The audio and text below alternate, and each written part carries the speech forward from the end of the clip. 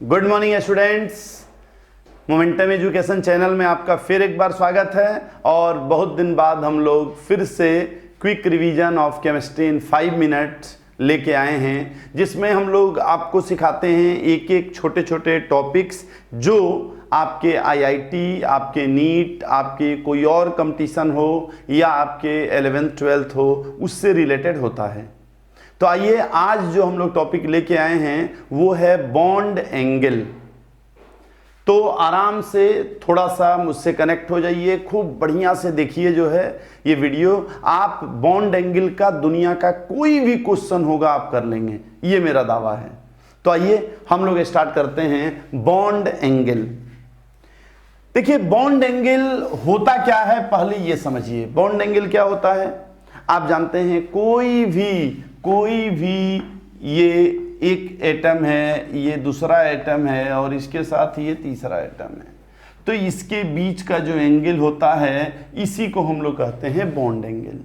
यानी bond angle के लिए हमें क्या चाहिए, बॉन्ड एंगल के लिए हमें कम से कम 2 बॉन्ड चाहिए, तभी हम एंगल बना सकते हैं। कभी भी एक बॉन्ड अगर हो तो यहां हम लोग बॉन्ड नहीं बना सकते, लेकिन अगर वही ये है O के साथ H, यहां हम बॉन्ड एंगल के बारे में बात कर सकते हैं। तो बॉन्ड एंगल सबसे पहले आप समझ गए कि 2 बॉन्ड होने चाहिए, उसी के बीच के एंगल को हम लोग बॉन्ड एंगल कहते हैं। काफी कुछ आप लोग पहले से जानते हैं, जैसे मान लीजिए मैं कहूं कि ये है R यानी CH3 और ये भी है CH3 और यहां है लोन पेयर। आपको पता है कि इन दोनों में रिपल्सन होता है और रिपल्सन की वजह से ये थोड़ा बड़ा हो जाता है, यानी इसके बॉन्ड एंगल को होना चाहिए 109 डिग्री 28 मिनट, लेकिन ये उससे भी ज़्यादा हो जाता है, उससे भी ज़्यादा। हमें पता है sp3 हाइब्रिडाइजेशन है तो 109 डिग्री होना चाहिए, है ना, लेकिन उससे भी ज़्यादा हो जाता है। तो बहुत चीज़ें हाइब्रिडाइजेशन वगैरह ये सारी चीज़ें आप लोग जानते हैं। आज हम लोग केवल बॉन्ड एंगल से रिलेटेड बातें करेंगे। तो जैसे ये है ईथर है और ईथर का बॉन्ड एंगल हम जैसे देख रहे हैं 110 डिग्री के आसपास हो जाता है। इसी तरह अगर हम कोई भी लें, जैसे मान लीजिए मैं कहूं कि यहां एक है NO2, दूसरा भी है NO2, तो इस NO2 में भी क्या होगा कि इन दोनों में रिपल्सन होगा और जितना एंगल होना चाहिए थोड़ा सा एंगल बढ़ जाएगा, थोड़ा सा एंगल बढ़ जाएगा। तो हमें इसमें क्या जानना है, एक तो ये कि ठीक है हाइब्रिडाइजेशन हमें पता है तो हमें बॉन्ड एंगल पता है कि भाई sp3 रहेगा तो 109 डिग्री होगा, sp2 रहेगा तो 120 होगा, sp रहेगा तो 180 होगा, ये सब हमें पता है। हम लोग आज VSEPR से भी अलग एक चीज देखेंगे कि जैसे यहां क्या है, दोनों में रिपल्सन। इस रिपल्सन को हम लोग क्या कहते हैं, एस्टियरिक हिंड्रेंस। क्या बोलते हैं, एस्टियरिक हिंड्रेंस।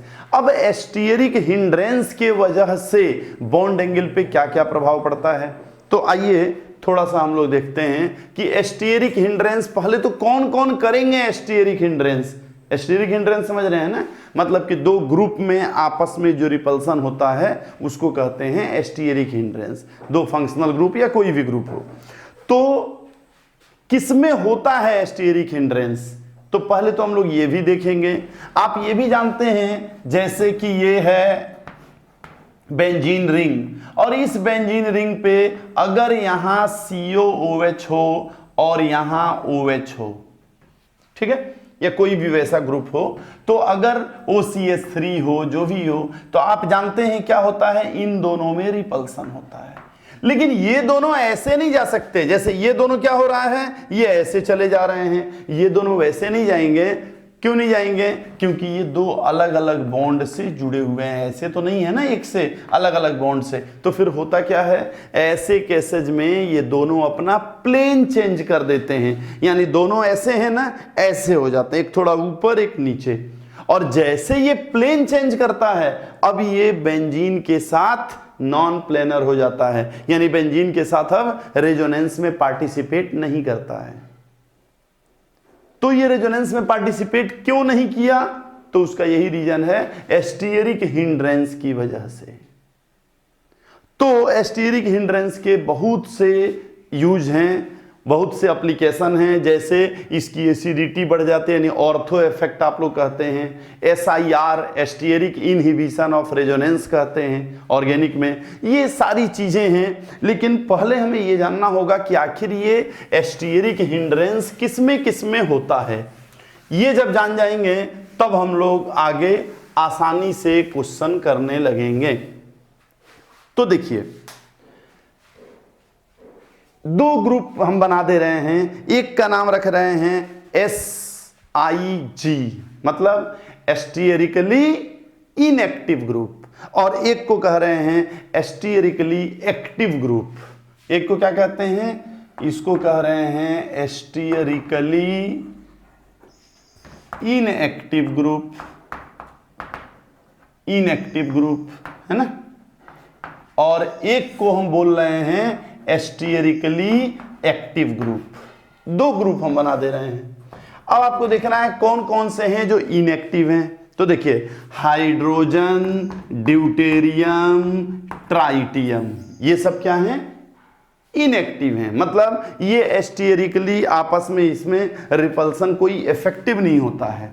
फ्लोरीन है, NH2 है, OH है और CH3 है नहीं, CH3 इसमें नहीं होता है।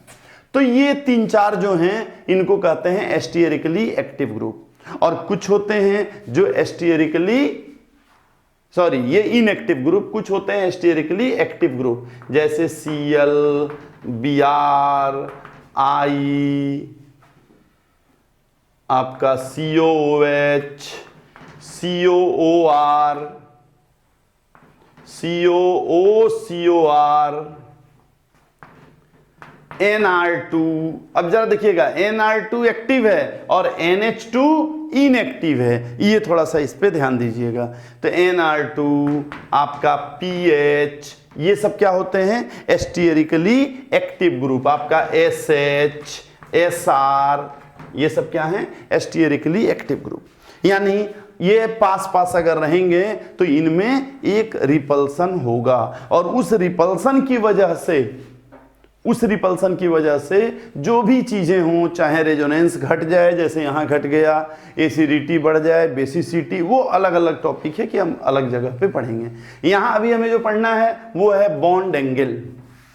तो चलिए, ये आप समझ गए, इन सब में एस्टेरिकली इनएक्टिव होते हैं यानी रिपल्सन नहीं होगा या बहुत कम होगा, इसमें रिपल्सन ज्यादा होगा। हाँ, एक आध और है, जैसे OCH3 है। OCH3 को लोग क्या कहते हैं, OCH3 को क्या बोलते हैं, पार्शियली एक्टिव ग्रुप। जैसे ये एक्टिव है ना और ये इनएक्टिव, OCH3 दोनों के बीच में आता है, पार्शियली एक्टिव ग्रुप। इसके बारे में हम लोग ऑर्गेनिक में पढ़ते हैं, लेकिन अभी बॉन्ड एंगल देखना है और बॉन्ड एंगल इनऑर्गेनिक में ही ज्यादा है।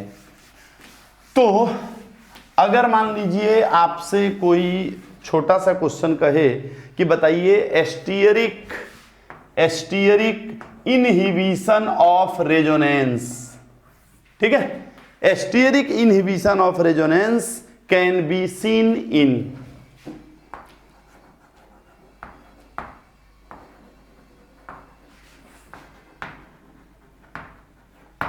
कैन बी सीन इन, आपसे पूछा जाए कि किसमें एस्टेरिक इनहिबिशन ऑफ रेजोनेंस देखने को मिलेगा। तो अगर मान लीजिए मैं आपसे कहूं, जरा देखिए कि यहां है CH3 और यहां है COOH, तो आप क्या कहेंगे, CH3 क्या करता है, इसमें है क्या CH3, जल्दी बोलिए, ये एक्टिव ग्रुप है। हाँ, ये एक्टिव ग्रुप है, इसमें मैं लिखा नहीं हूं तो लिख दीजिए। जितने R होते हैं सब एक्टिव ग्रुप होते हैं, तो ये एक्टिव ग्रुप है। और COH ये भी एक्टिव ग्रुप है, तो जाहिर सी बात है दोनों में रिपल्सन होगा और दोनों में एस्टेरिक इनहिबिशन ऑफ रेजोनेंस काम करेगा। ठीक है, तो आप ऐसे अगर क्वेश्चन आ रहे हैं कि किस में एस्टेरिक इनहिबिशन ऑफ रेजोनेंस काम करेगा, तो आप बता सकते हैं। जैसे मान लीजिए मैं दूसरा क्वेश्चन लूं, यहां मैं Br ले लिया और यहां NO2 ले लिया, अब आप देखिए क्या Br काम करेगा, Br में स्टीयरिक एक्टिव है, बिल्कुल है, और NO2 ये भी है, तो दोनों में रिपल्सन होगा, तो दोनों में स्टीयरिक इनहिबिशन ऑफ रेजोनेंस होगा। ठीक है। अच्छा अब देखिए जैसे मैं तीसरा एग्जाम्पल आपको दूं, आप कोई और एग्जाम्पल ले लीजिए। जैसे मान लीजिए मैं कह रहा हूं यहाँ है NO2 और यहाँ है I, क्या ये स्टीरिकली एक्टिव है, ये है, ये भी है, लेकिन दोनों ऑर्थो पे नहीं हैं, दोनों कहाँ हैं, पैरा पे, तो इसलिए इसमें रिपल्सन नहीं होगा, यानी स्टीयरिक इनहिबिशन ऑफ रेजोनेंस इसमें नहीं होगा। ठीक है। अगर मैं मान लीजिए ऐसे कहूं यहां भी मिथाइल है और यहां भी मिथाइल है, बोलिए इसमें क्या होगा, इसमें तो होगा stearic inhibition of resonance, SIR effect. भाई ये भी तो CH3 है और ये भी CH3 है, तो दोनों में होता है कि नहीं, लेकिन नहीं होगा। क्यों, रेजोनेंस ही नहीं हो रहा है ना यार, इसमें हाइपर कंजुगेशन होगा। CH3 में रेजोनेंस होता है क्या, नहीं, और जब रेजोनेंस नहीं होगा तब फिर SIR इफेक्ट कहां से होगा। तो ये बड़ा अच्छा क्वेश्चन हो गया, ये आपको ध्यान देने वाली बात है। अगर मैं दूसरा कहूं यहां NH2 है, यहां CH3 है, जरा इन दोनों में बताइए होगा, नहीं। ये क्या है, एक्टिव ग्रुप, ये एक्टिव है, लेकिन ये क्या है, इनएक्टिव, तो ये इनएक्टिव है ना, तो ये रिपल्सन करेगा ही नहीं, इसलिए इसमें रिपल्सन नहीं देखा जाएगा। लेकिन अगर मैं वही कहूं, एक दूसरा एग्जांपल ले लूं, यहां NR2 और यहां CH3, अब होगा, अब आप कहेंगे कि दोनों ही स्टीयरिकली एक्टिव है, अब होगा। आ रहा है समझ में। तो इस तरह से आप आराम से देख सकते हैं कि किसमें होगा किसमें नहीं होगा। यहाँ CH3 हो, I हो, NR2 हो, जो जो आप वहाँ देख रहे हैं सब में होगा। लास्ट में एक और क्वेश्चन दे रहे हैं, जरा आप देखिए, छोड़िए ये, यहाँ है NR2 और यहाँ है I, अब तो होगा, होगा नहीं होगा, क्यों, बेंजीन रिंग कहाँ है, रेजोनेंस कहाँ है, रेजोनेंस नहीं है तो स्टीयरिक इनहिबिशन ऑफ रेजोनेंस नहीं होगा। खैर हम लोग देख रहे थे बॉन्ड एंगल, बॉन्ड एंगल देखते देखते हम लोग इधर आ गए। तो आइए जरा देखते हैं बॉन्ड एंगल, पॉज करके आप लोग नोट कर लीजिएगा। तो आइए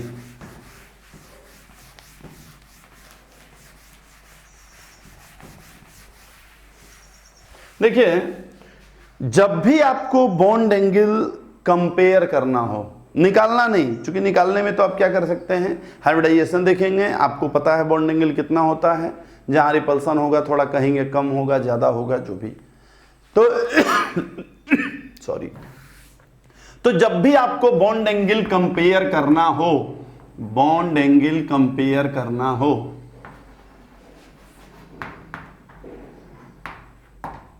जब भी सबसे पहले आप क्या करेंगे, हाइब्रिडाइजेशन। क्या करेंगे सबसे पहले, सबसे पहले आप करेंगे हाइब्रिडाइजेशन, हाइब्रिडाइजेशन निकालेंगे।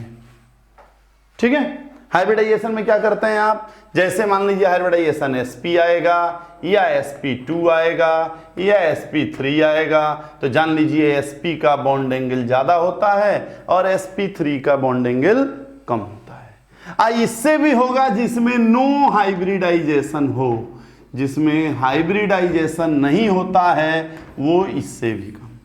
तो एक हम लोग समझ गए कि भाई हाइब्रिडाइजेशन सबसे पहले देख लेंगे, हाइब्रिडाइजेशन में समझ में आ जाएगा कि बॉन्ड एंगल क्या है, किसका ज्यादा है किसका कम है। अगर हाइब्रिडाइजेशन, ये नो हाइब्रिडाइजेशन क्या होता है, ड्रैगो रूल याद आ रहा है ना, केमिकल बॉन्डिंग का ड्रैगो, तो नो हाइब्रिडाइजेशन। अगर हाइब्रिडाइजेशन हमें समझ में आ जा रहा है, ठीक, तब तो यहां से निकाल लेंगे। अगर लग रहा है कि दो के हाइब्रिडाइजेशन सेम हो गए, अगर हाइब्रिडाइजेशन सेम हो गया, तब हम लोग क्या करेंगे, तो अगर हाइब्रिडाइजेशन सेम हो गया तो हम लोग यहां से दो कंडीशन देखेंगे, एक या तो sp या sp2 है और नहीं तो sp3 है। मतलब अगर दोनों का हाइब्रिडाइजेशन sp3 है तो हम यहां जो बता रहे हैं वो होगा, sp या sp2 है तो वहां से होगा। तो sp या sp2 अगर है तो VSEPR थ्योरी से चलेंगे, VSEPR थ्योरी से। VSEPR थ्योरी से क्या होता है, सबसे पहले देखते हैं लोन पेयर रिपल्सन, फिर देखते हैं इलेक्ट्रोनिगेटिविटी किसका, सेंट्रल एटम का, फिर इलेक्ट्रोनिगेटिविटी ऑफ साइड एटम, ऐसे देखते हैं। अगर सब सेम है तो बॉन्ड एंगल सेम। तो क्या क्या देखते हैं इसमें आपको पता है, पहले क्या देखते हैं फिर से एक बार समझिए, वो VSEPR का बात है। पहले लोन पेयर रिपल्सन, फिर इलेक्ट्रोनिगेटिविटी ऑफ सेंट्रल एटम, फिर इलेक्ट्रोनिगेटिविटी ऑफ साइड एटम, सब इक्वल है तो बॉन्ड एंगल इक्वल होगा। खैर ये अब अगर sp3 है तब क्या करेंगे, तो sp3 में दो पार्ट में फिर डिवाइड करेंगे, क्या, n, बोलिए, NBEPR थ्योरी, NBEPR। आप देखेंगे NBEPR है कि नहीं है, NBEPR है कि नहीं है ये देखेंगे। ये क्या होता है, non bonding electron pair repulsion. तो non bonding electron pair repulsion ये केवल sp3 में देखा जाता है, sp3 हो और साथ में क्या हो, रिपल्सन वाले ग्रुप। अभी तो बताए थे रिपल्सन वाले ग्रुप, तो उसी में होता है NBEPR, जो आप केमिकल बॉन्डिंग में डीप में पढ़ेंगे। खैर, तो NBEPR है कि NBEPR नहीं है। अगर NBEPR है तो इसकी बॉन्ड एंगल ज्यादा होगी, अगर NBEPR नहीं है तो इसको भी हम लोग valence shell electron pair repulsion VSEPR से हम लोग देखेंगे, फिर वही बॉन्ड एंगल करके। और इतना अगर आप करेंगे तो दुनिया का कोई भी क्वेश्चन नहीं है कि आप ना कर पाए। जैसे आइए हम लोग देखते हैं इसके एप्लीकेशंस। तो एक बार इसका समरी देख लेते हैं हम लोग, क्या था। सबसे पहले हाइब्रिडाइजेशन देखेंगे। हाइब्रिडाइजेशन में परसेंटेज एस कैरेक्टर ज्यादा है तो बॉन्ड एंगल ज्यादा है, sp, sp2, sp3। फिर ड्रैगो रूल यानी नो हाइब्रिडाइजेशन। अगर ये सब सेम है तो दो पार्ट में डिवाइड कर लेंगे, sp या sp2 को अलग कर लेंगे, sp3 को अलग कर लेंगे। sp या sp2 को क्या करेंगे, VSEPR थ्योरी से कर देंगे। और जो sp3 है इसमें देखेंगे NBEPR है कि नहीं, अगर है तो उसका बॉन्ड एंगल ज्यादा होगा, और अगर नहीं है तो फिर इसको भी VSEPR से ही करेंगे। ठीक है, तो अगले वीडियो में इसके हम लोग एप्लीकेशन देखते हैं, जिससे मैं अभी बताया था कि बॉन्ड एंगल से रिलेटेड कोई भी क्वेश्चन दुनिया का आपका नहीं बचेगा, ये दावा है। तो इसके लिए आप ये याद कर लीजिए और फिर अगले वीडियो का इंतजार करिए। हम लोग अगले वीडियो में बहुत तरह के क्वेश्चंस लेके आते हैं।